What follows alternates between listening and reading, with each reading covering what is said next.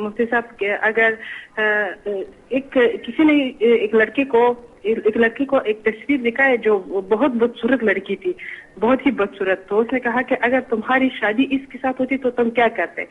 تو اس نے کہا تو میں سے شادی نہیں کرتی. تو اس نے کہا کہ اگر قسمت ہوتا. تو اس لڑکے نے کہا کہ لعنت ہو ایسی قسمت پر اگر میرا ہوتا. تو کیا اس پر حکم کفر لگے گا یا نہیں؟ پہلے قسمت کا تصور سمجھیں.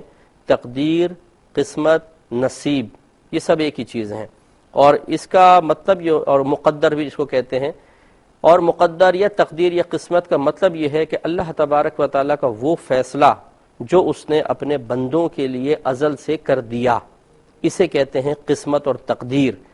اور آپ 1500 سال کی تاریخ اٹھا کے پڑھ لیں گے، کسی نے قسمت کو نہیں کوسا ہے، کسی نے قسمت کو برا نہیں کہا ہے. وجہ اس کی یہ ہے کہ یہ اللہ کا فیصلہ ہے ہمارے لیے. تو اب جو مثال کے طور پہ اگر میرے لیے اللہ تبارک و تعالی نے رزق لکھا ہے اور میں کہتا ہوں میری قسمت میں، اس کا مطلب کیا ہے؟ یہ اللہ کا فیصلہ ہے اس رزق کا میرے لیے. تو اب اگر کوئی قسمت کو برا کہتا ہے تو وہ اللہ تبارک و تعالی کے فیصلے کو برا کہہ رہا ہے، اور جو اللہ کے فیصلے کو برا کہے گا تو یقینی سی بات ہے کہ وہ دائرہ اسلام سے خارج تصور کیا جائے گا.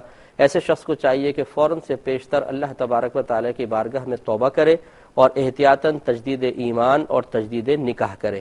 اس لیے ہم بہنوں کو بھی سمجھاتے ہیں، کہتے ہیں جی ہماری تو قسمت ہی پھوٹی ہے. معاذ اللہ ثم معاذ اللہ، قسمت پھوٹی کہنے کا مطلب کیا ہے؟ کہ جو اللہ نے ہمارے حق میں فیصلہ کیا ہے وہ پھوٹا ہوا ہے، وہ خراب ہے، غلط ہے. اسی طریقے سے بعض لوگ کہتے ہیں کہ جی ہماری دعا کرے ہماری بچی کا نصیب اچھا ہو جائے. نصیب مانے کیا ہے؟ اللہ کا فیصلہ. اللہ کا فیصلہ اچھا ہو جائے تو یہ دعا کرنا کیسا ہے؟ آپ یوں کہیں کہ جو اللہ تبارک و تعالی نے ہماری بچی کا نصیب لکھ دیا ہے یا اس کا جو فیصلہ ہے، ہماری بچی کو اللہ تعالیٰ اس سے راضی رہنے کی توفیق عطا فرمائے.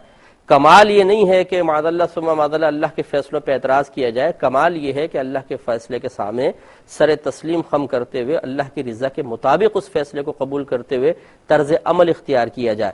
اس لیے ایسے شخص بہرحال یہ خارج اسلام تصور کیا جائے گا، انہیں تجدید ایمان تجدید نکاح کرنا چاہیے. ایک یہ بھی میں ضمناً عرض کر دیتا ہوں، بعض کہتے ہیں جی بدقسمتی ایسی ہے، یہ بھی نہیں کہنا چاہیے، کیونکہ قسمت ہمیشہ اچھی ہوتی ہے. بد قسمت، بد مانے بری قسمت، اور قسمت میں پہلے بتا چکا ہوں اللہ کا فیصلہ کوئی برا نہیں ہوتا ہے.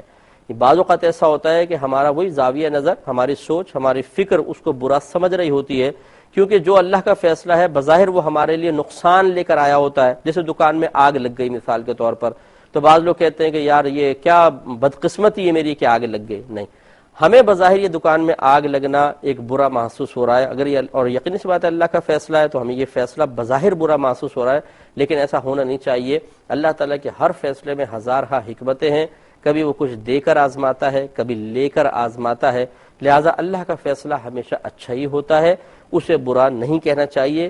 جتنے ہمارے دیکھنے والے بھائی بہن ہیں، اگر سابقہ زندگی میں کبھی بھی آپ نے قسمت کو برا کہا ہو، قسمت کو کوسا ہو، نصیب کو برا کہا ہو، تقدیر کو یا مقدر کو برا کہا ہو، یا ایسے اشعار سن کر آپ نے بھی ان اشعار کو پڑھا ہو اور ان کو اچھا سمجھا ہو، تو اللہ کی بارگاہ میں فوراً توبہ کر لیں اور اللہ کا شکر ادا کریں کہ آج کے اس پروگرام کی برکت سے آپ کو اس توبہ کی توفیق مل گئی کہ جس کے بعد میدان محشر میں انشاءاللہ کم از کم اس سلسلے میں آپ شرمندہ نہیں ہوں گے. ورنہ کم علمی اور جہالت یہ عذر نہیں ہے. اگر کوئی اللہ کے فیصلوں پہ زبان اعتراض دراز کرتا رہے گا تو میدان محشر میں اسے رسوائی اور ذلت کا سامنا کرنا پڑے گا. اس لیے بہتر ہے کہ فوراً توبہ کر لی جائے. بہن فرماتی ہیں کہ بعض لوگ ایسے